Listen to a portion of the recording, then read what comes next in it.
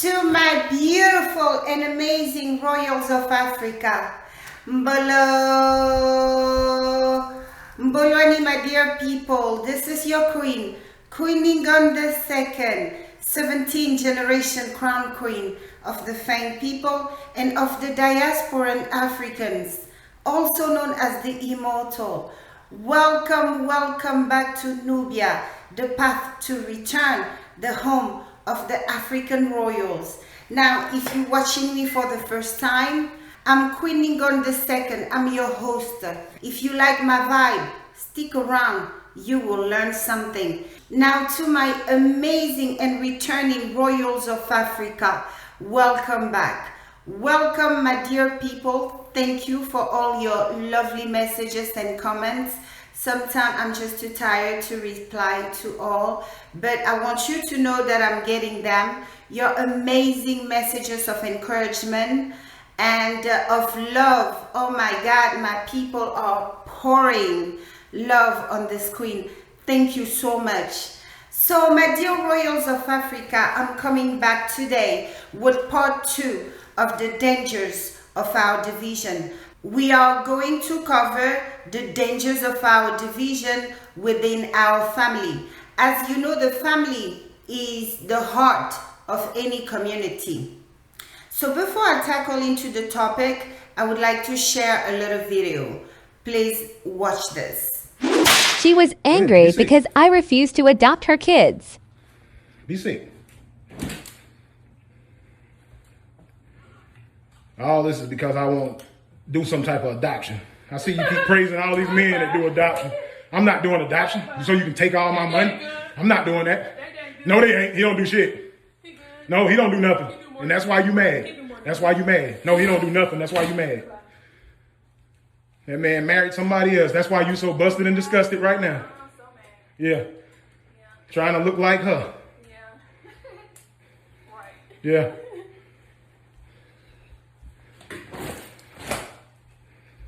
Want your stomach her size for some reason. I don't know why. I don't know why. She fat, dummy. I don't know why. How you know? You watch all her stuff? You watching all her stuff? None of that is not. That's just making you look crazy. Let's go. Let's keep it coming. Yeah. I'll let that stuff sit there and go buy me all new shit. Yeah. I'll let that stuff sit there. And if it get burnt up, then that's, hundreds of thousands of dollars you're going to have to pay. Oh, yes. Believe that. Keep them coming. Let's go. Stack it out here. Because I'm going to get it all. Oh, yeah. I'm getting that. I'm getting that.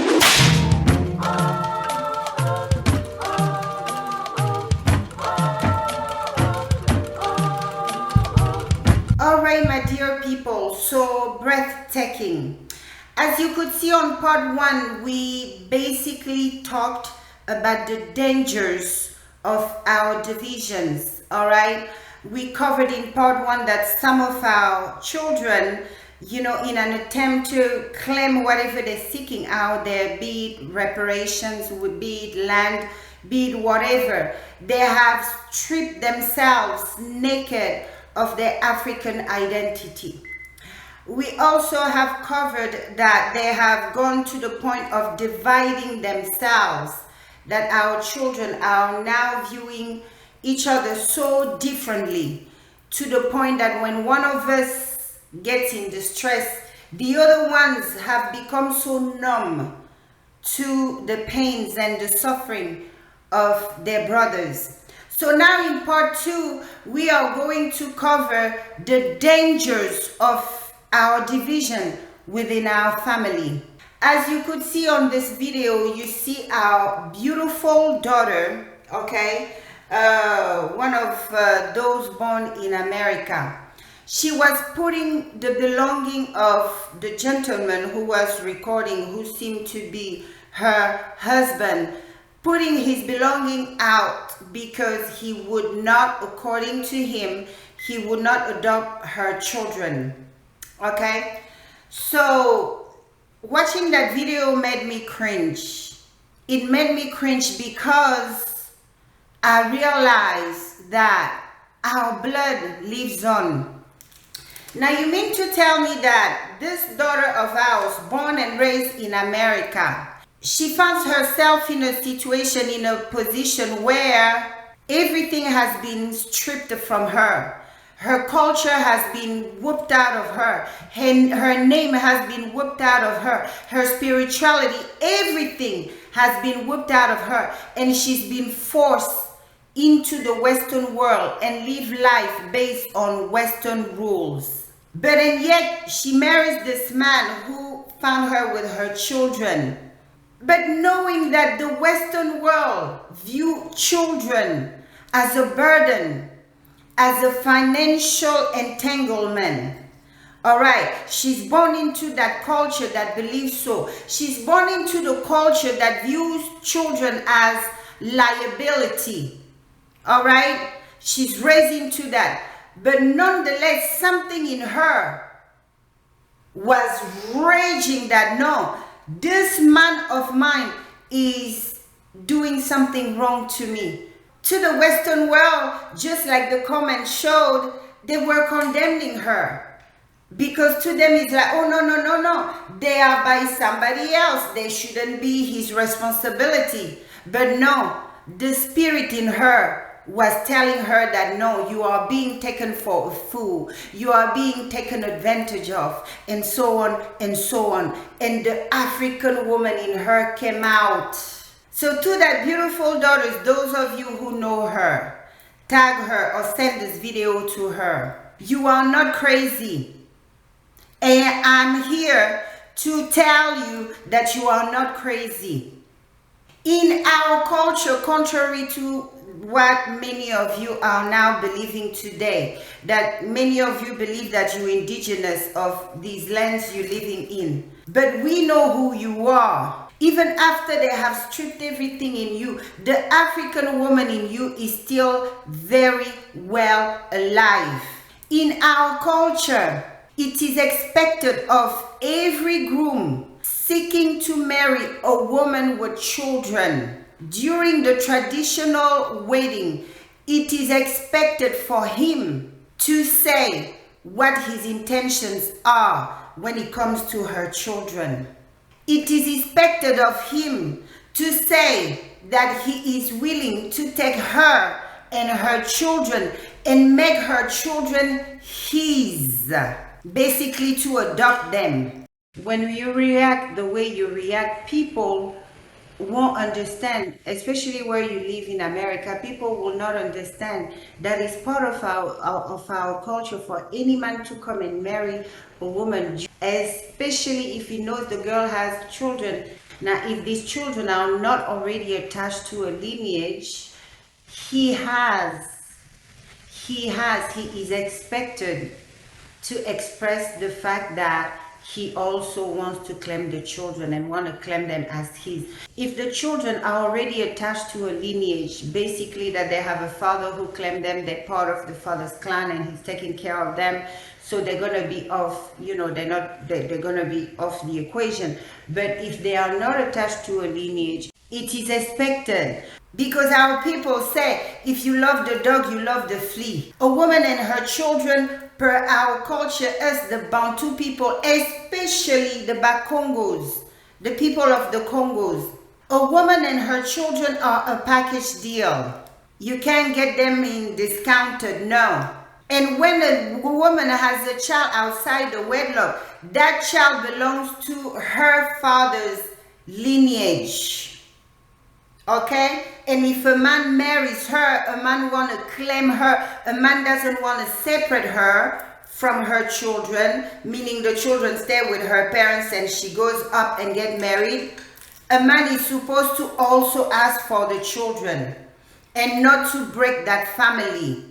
So something in you said that no, you are doing me wrong. And against all odds, even though you guys' culture in America tells you that a man can come and play buffet in your life, take you and leave your children in your mother's house or under your father or your mother's care.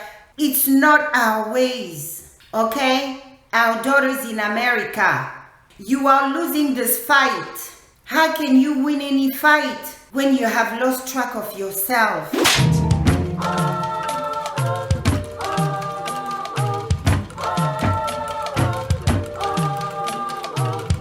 For example, when it comes to the passport bros, right?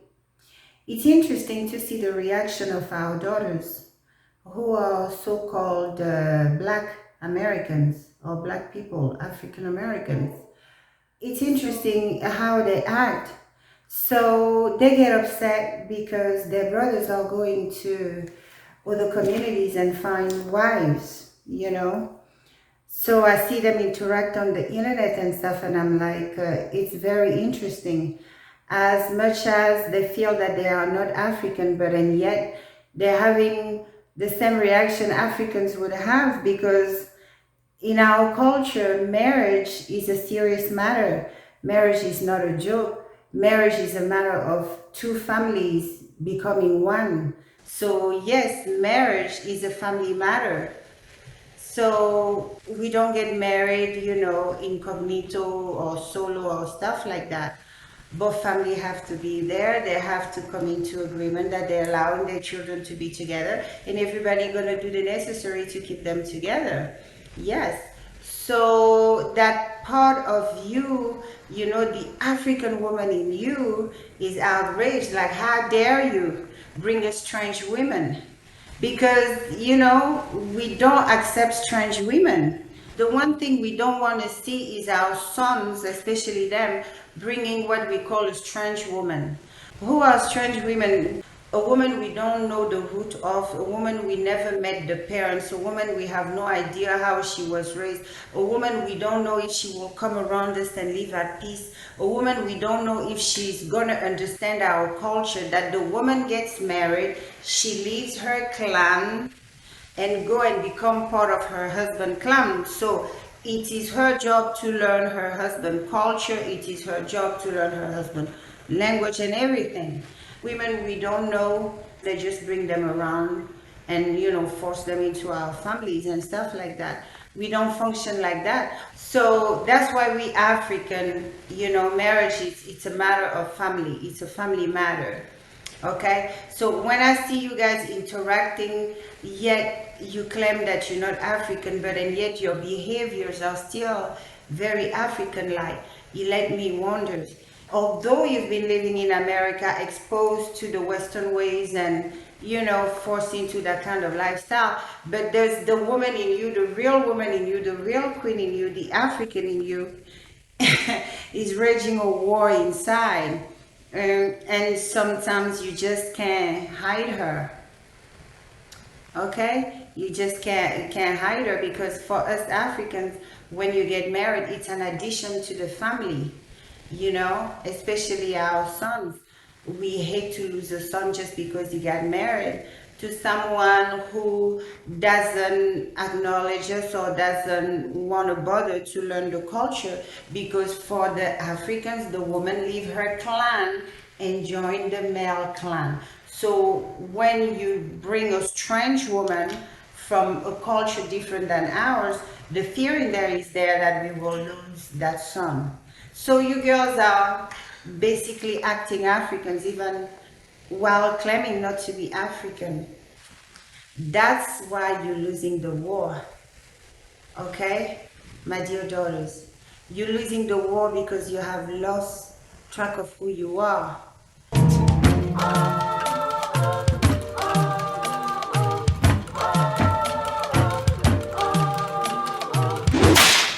What is your problem with black women? That's the real question. Yo, bro, thank you for having this incredibly important conversation, and just thank you for standing on your box despite what some of these clowns are saying. I think a lot of us don't realize that we've been socialized to treat our sisters the way we treat them, right? Everything that we hear, everything that we listen to from the time that we young men, right, is, yo, they're here to please you. Bend them over, do this, do that. And so because our women are objectified, black women in particular, when they cease to please us, when they cease to exist as something that we can get something from, take something from, they become an itch, this, that, and they're easily discarded because we never regarded them as full human beings in the first place. And the saddest part about this is that this kind of behavior, this kind of mentality is rooted in slavery. When they took our women, abused our women, raped our women, and literally objectified black women as those who we can get sexual pleasure from, or get children from that we may or may not claim. That's what the slave master did. So when we talk about the behavior of black men and how little regard, how little respect we have for sisters, when we actually identify where that behavior is rooted at, it should terrify us. You talking about flee? We should flee from that, because all we replicating, all we duplicating over and over again is what the slave master did to our families and did to our women. And then there's this third piece, right? As men, our ego is so much of our identity, who we are, what we got, what we've done, right? So for us, the other way that we're socialized and trained is to think about our value as what I have accomplished and what I have done. We don't talk about intrinsic worth and value. We don't talk about just because I exist, just because God made me, I have real intrinsic value. And so as a result, when black women start to thrive, right? Particularly for those of us brothers who may be struggling with work or employment or been through the system or whatever the case is, right? Even those of us who have stuff and have done well can feel incredibly small and insecure once we start to see sisters thrive. And when you look at who's graduating the most from college, when you look at who's having the most success in this country, it is right now currently black women. And so we also got to do an ego check. We're going to have to comb through all that insecurity and lay it to the side and realize that if they are winning, we are winning. Because black women then held a position down that if we winning, if black men are winning, that all of us are winning. They done held us down through everything. And so again, bro, just want to say thank you for lifting us up. We got a real issue around socialization. And if we don't take time to unpack that, we're going to continue to be the dog that's following behind the master telling us what to do. Salute, homie. Here's the real reason why black men are self-sabotaging in front of the whole world. They can blame it on the white man all they want, but the reality is they are in the midst of a mental health crisis and they're spiraling out of control. It is no longer the responsibility of African American women to support or enable black men who simply won't address their mental health issues or go to therapy. That is their battle and their battle alone. Black women have to step away, focus on themselves and their children and their careers. This is why toxic black men who refuse to address their mental health issues are so hell-bent on making single women feel guilty for not having a man. They know that the only way that they can poison you and control you is through a relationship or entrapping you with a baby. Anytime they see a single successful black woman or a single mother who's successful in raising her children on her own without a man, they become jealous and envious. I'm going to give you 2 reasons why they envy us as single black women. Their mental health issues evolve around narcissism. From a psychological standpoint, the majority of them are suffering from what is called dark triad personality disorder. You can Google this, ladies, and share the information. The more that you're educated, the more that you can stay ahead of these black men who are destroying the black community. The dark triad personality disorder is a combination of 3 dark personality disorders: narcissistic personality disorder, Machiavellianism, and psychopathy. Imagine a man who is able to beat on a woman, molest a child, hurt an animal, and sleep well at night because he doesn't give a fuck. Imagine a man that steps on, uses and abuses people to get ahead in life, and he doesn't give a fuck. He goes on about his life. Black men have adapted this mentality because it stems from being abused in childhood. Mommy, daddy, somebody hurt him deeply emotionally, and he never processed it, never got therapy, but he will punish the black woman who he gets involved with. Those emotional and childhood issues will play out in all his romantic relationships. And once you call him out for it, he's just going to leave you and start over with a clean slate with the next woman and ruin her life. He's created a whole string and pattern of broken hearts and carnage behind him, and he doesn't care. Another aspect is the Jezebel spirit. From a spiritual standpoint, this man has a feminine, demonic Jezebel spirit moving through him, which is why he destroys women. If black men will not address their mental health issues, let them suffer and go down by themselves. I want you to know that you have done a lot. You have worked a lot. When war was being waged on your brothers, you took it upon yourself to raise an entire community. And we from afar watching, we're so proud of you. But we also know that the time has come for you to stop fighting. Stop fighting. Your brothers are the way they are because you are not well yourself. You are tired. Against all odds, you build a house of men in America, a house of Muntu, Bantus. You kept having children with them, knowing that they cannot or they won't take care of these children. And I applaud you for that. You kept us around. You did the job Tatan Zambe, the God of our ancestors, want us to do. He told us to multiply. You held your end of the bargain against all odds. But it comes a time you need to drop your weapons and ask for help. And that's where we come in. When I say we, us, the African queens, your mothers, we are still around. Some of you are believing the lies your brothers fed you, that you could ever become a nation wherever you landed, outside Africa, outside us, your root. That was the biggest lie that led you to believe. And you set your mind in starting a nation where you are. You can never be a nation outside Africa. A tree can never grow to be another tree elsewhere without its root. A tree without a root is just a trunk, and from a trunk you can make whatever. Root yourself in your culture. It doesn't matter where you choose to live.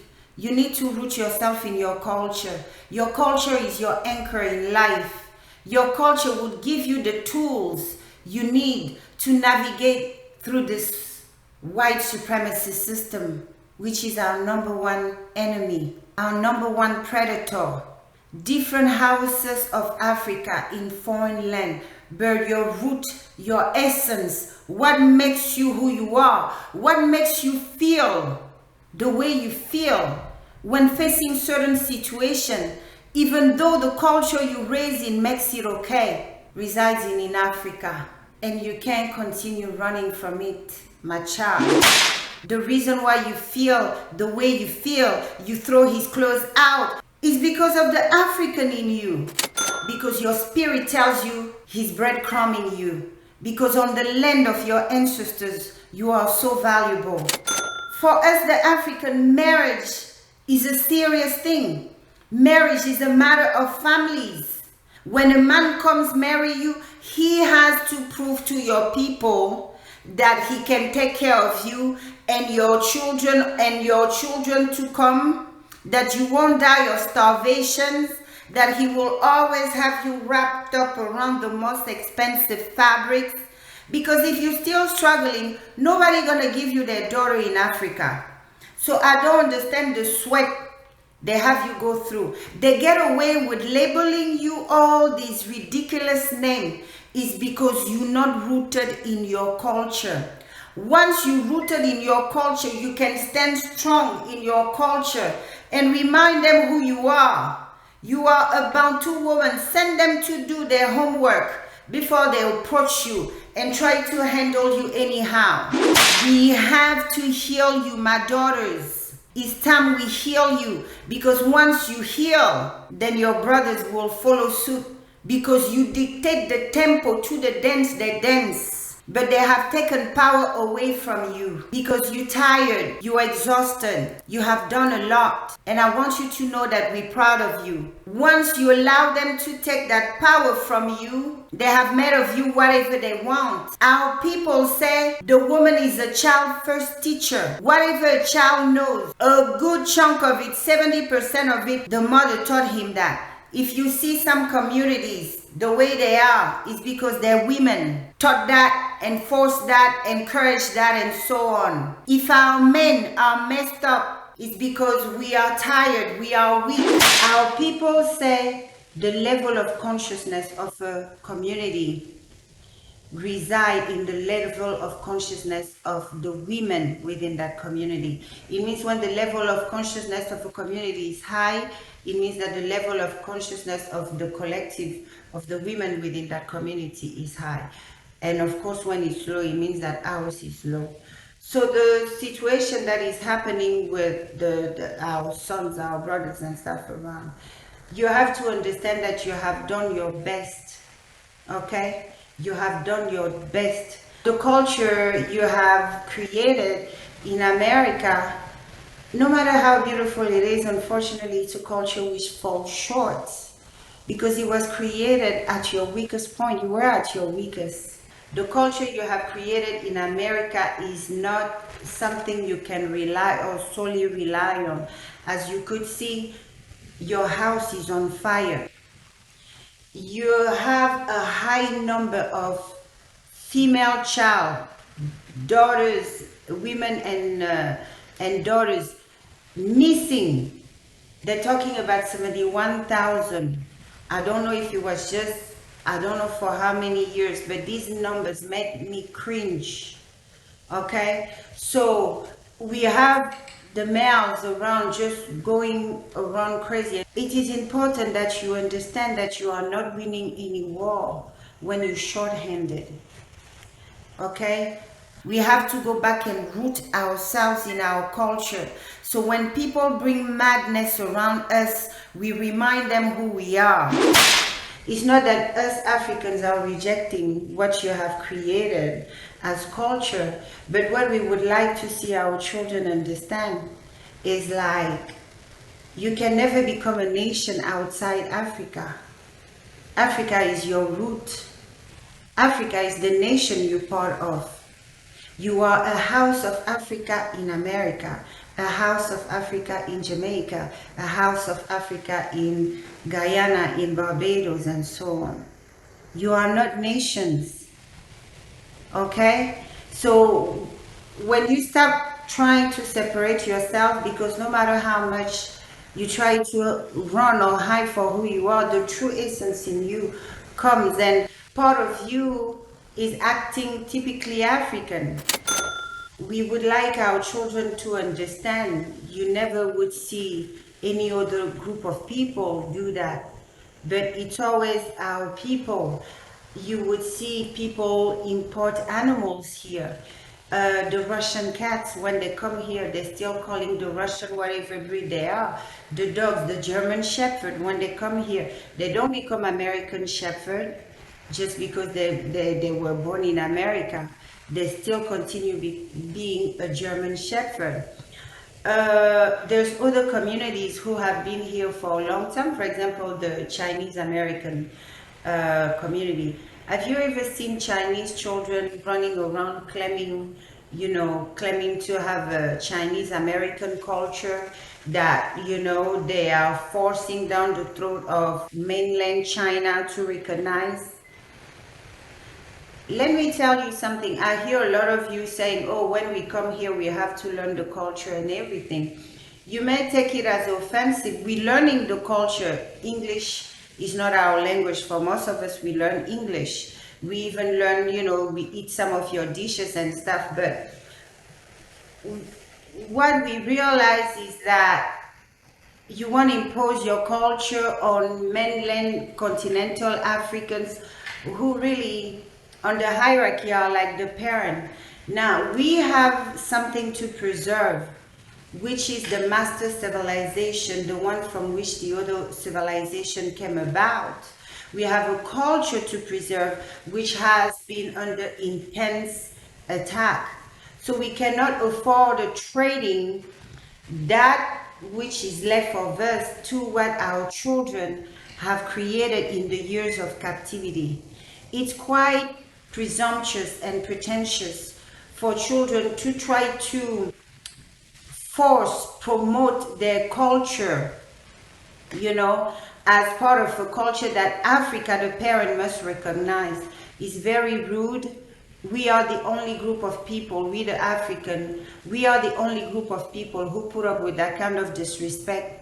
We see the other communities, the Indians, the Chinese, even the Japanese and stuff. You will never see them going around, promoting a Japanese American culture. They go around trying to force on the throat of Japan, or the Chinese American going around trying to promote a culture, or even, forcing the Chinese who come from China here to treat them some kind of, different, because they have become a different kind of Chinese. only us Africans sit in front of our screen and take that disrespect from our children. But what you need to understand, your shortcomings are costing you a heavy price. And when you whip, we whip. When you hurt, we feel it.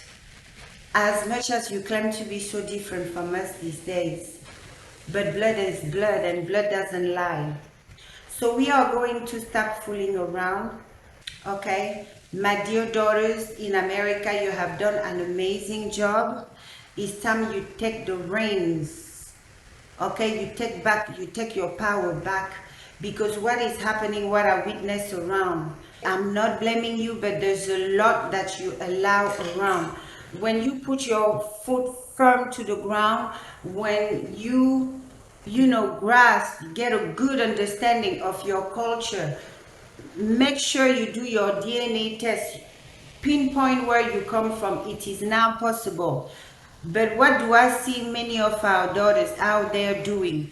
The women who are the mothers, the primary educator of every soul which transition on this earth, I see many of our daughters engaging into trendy stuff, things that make absolutely no sense, things that are popular, and you lead your children into that confusion. When a woman starts allowing madness around her, she's inviting extreme violence toward her, because life has a way of paying us the hardest when we fail. Because even when we fail to realize how much power we have, society, the men around us don't fail to note the power we have over them. We are sitting on kind of power that they can never take from us. For example, do you know that the woman has the ultimate power of life and death? We decide who will be born and who won't. As simple as that. From the moment we found out we're pregnant, we already know if that child gonna be born or won't be born. We have that power. We have a power to make a boy a man overnight. We have a power to make a prince a king. He can't rule over his people unless one of us is sitting next to him. That's the kind of power we have. Do you understand? On our father's land, we have the right to remain single and yet ensure a legacy for ourselves by marrying a woman for ourselves that's gonna have children for us. We have that power. So it would take you to root yourself back into your culture, your African culture, so that your whole being start making sense in the world you are living. Because just like I shared in this video, that daughter knew that the man is, breadcrumbing her. So the African woman came out of her.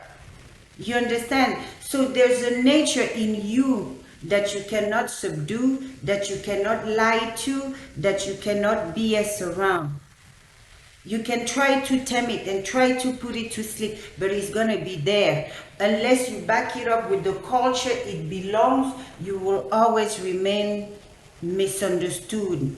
You will always be labeled as the crazy, because you are trying to fit into a world that wasn't meant for you. And going by their rules is forcing you out of your true nature. It's killing you. My daughter, come back home. If you don't come back home physically, at least culturally. And for that, I'm offering classes. My name is Ngningone II, 17th generation crown queen of the Fang people and of the Diaspora Africans, also known as the Immortal.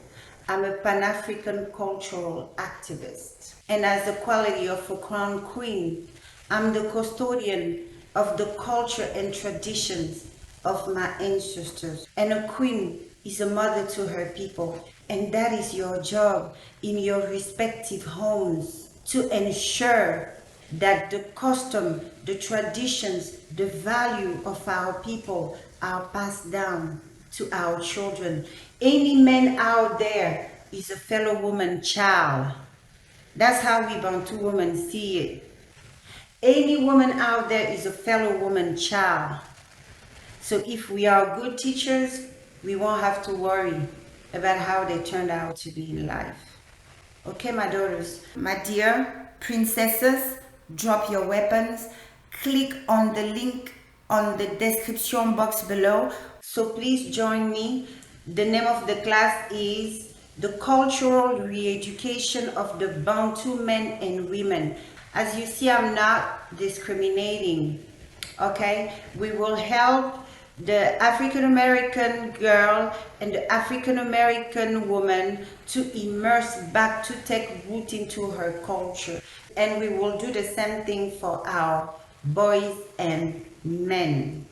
All right, so please click on the link on the description box below, or if we're on TikTok, it's gonna be somewhere above.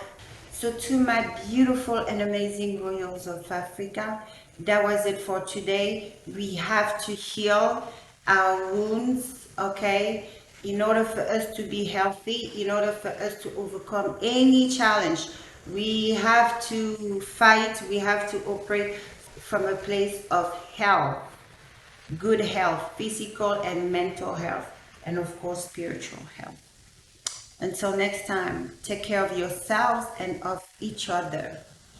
Peace in your homes, love in your heart, and unity. Until next time. Mwah. They are the kindest, most sincere people I've ever been around, ever. Forget everything you've ever heard. After you go to Africa, you got to go to Ghana first, then you need to go to Botswana, because you need to see what Botswana is the second richest diamond producer nation in the world. Them black people over there got something. And then you got to go to Johannesburg. That's what you got. You got to do that jump right there. Once you see that, you'll understand who we are. Them Africans ain't stole nothing from us. They talk about Burna Boy stole this. No, we stole from Burna Boy. Them Africans is us, man. They the beat, they the rhythm, they the soul, they the hard work. We get our courage from them. When you see them people, they look just like your family. They walk like us, they look like us, they got moves like us. It's just, you gotta see it. And we gotta, my goal is to help bridge this gap, because we got to touch base with them. Because they love y'all, man. You don't even know. They think y'all to catch me out. They think y'all to lick. You know why? Because they know what you went through. They know where them slave ship picked you up at. They know they brought you to a land. They know what they did to you. And y'all still over here shining. If we take this shine back over there and give them the love and teach them that dust, we'd have a powerful union. Wale wana rangongo ngongo, wale wana.